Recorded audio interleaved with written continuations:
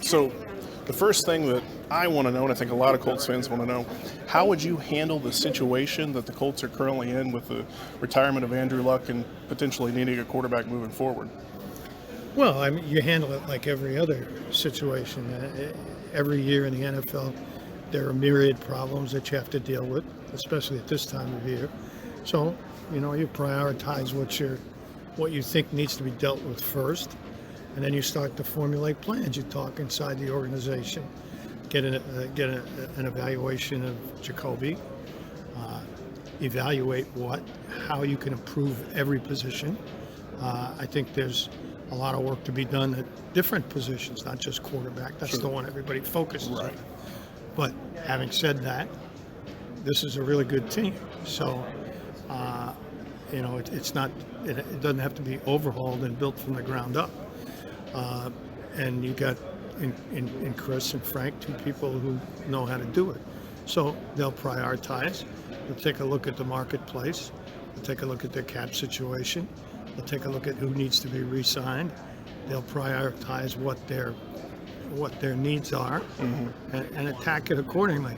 I haven't talked to either of them about it, but I would presume that with Jacoby with another year to go, there's a starter in place, and you work from there. Sure, absolutely. Now, with Andrew's retirement, it was unexpected, shocking for everyone. Then we see Luke Kuechly retire recently at an early age. Is this something that you think is going to start happening more and more, or were those just two one-off situations that were just unique to those guys? Yeah, I think they're unique to those guys. They're two very smart guys. They're two guys that give their heart and soul to the game. Two guys who have recently undergone lots of injury problems. So that enters into it. I don't see that as a general trend. Sure. Guys can now, basically because of the money, retire if they want to, as opposed to even when I was last in the league, which was 2011, where you basically needed to keep playing to keep that income coming in. That's not the case anymore, particularly with first-round draft choices.